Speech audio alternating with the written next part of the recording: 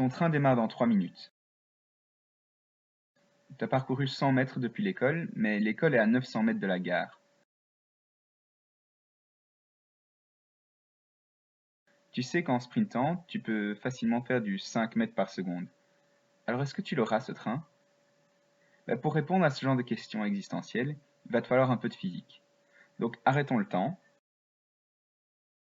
et voyons comment on peut mettre en équation le mouvement rectiligne uniforme. On a établi ensemble que la vitesse moyenne d'un objet, c'est son déplacement effectué par unité de temps. Dans le cadre d'un mouvement rectiligne, comme tout se passe sur une ligne, on peut fixer que cette ligne, c'est notre axe d'étude, qu'on va appeler l'axe OX. Et du coup, la vitesse moyenne, V moyen, devient le déplacement sur l'axe X divisé par le temps. Donc V moyen égale delta X sur delta T. Mais en plus de ça, si ce mouvement est rectiligne et uniforme, ça veut dire que la vitesse, à tout moment, est la même. Donc la vitesse moyenne, c'est la même chose que la vitesse instantanée à n'importe quel instant. Du coup, la vitesse moyenne égale vitesse instantanée qu'on va juste appeler V, qui correspond donc à delta x sur delta t, qui est donc une constante. On va maintenant écrire ça d'une manière plus utilisable pour résoudre les cas qu'on va rencontrer.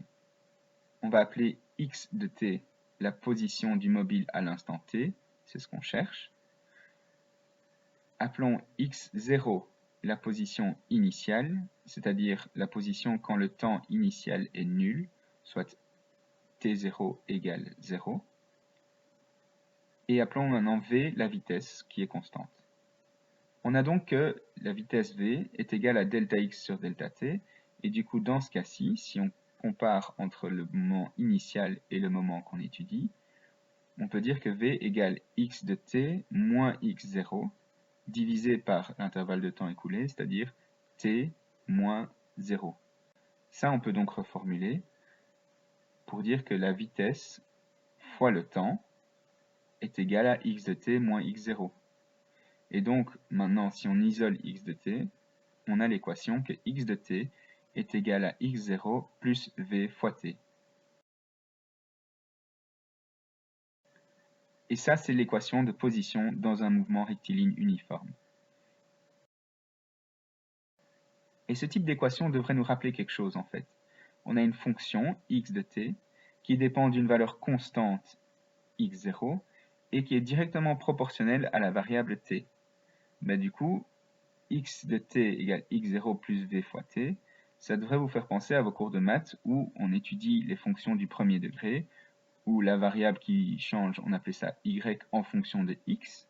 On disait que y de x est égal à ax plus b, par exemple.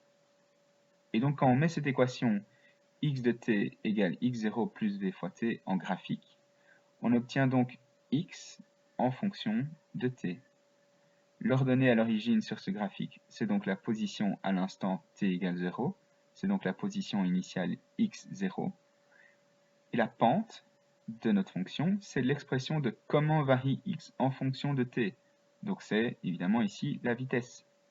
On peut donc imaginer différents cas de figure. Si la vitesse du mobile est grande, la pente sera importante. Si la vitesse est nulle, la pente sera nulle. Donc la position reste constante, peu importe le temps. Et si la vitesse est négative, donc si le mobile va dans le sens contraire de l'axe des x, s'il recule, là la pente sera négative.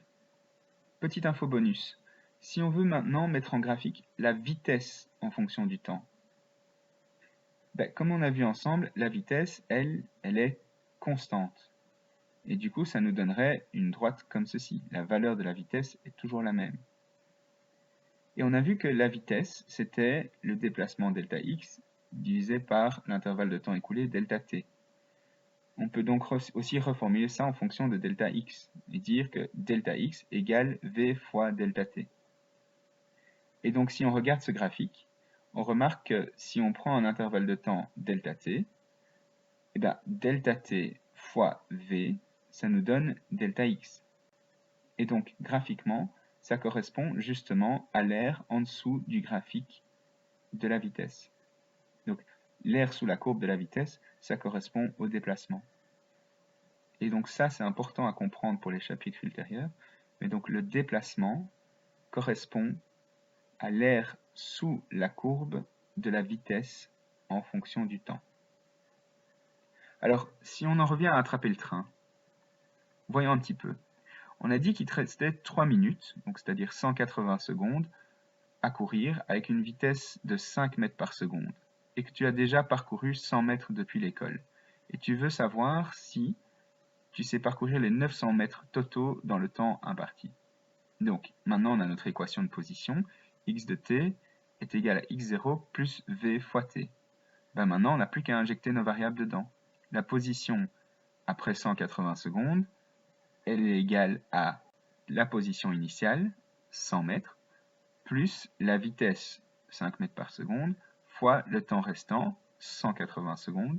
Et si on calcule cette valeur, ça nous donne que la position est égale à 1000 mètres. Et donc, avec les 180 secondes qui restent, tu peux arriver à une distance totale de 1000 mètres. Or, on avait vu que l'école ne se trouvait qu'à 900 mètres de la gare, donc c'est bon, tu l'auras ton train, bravo, tu peux même souffler un peu.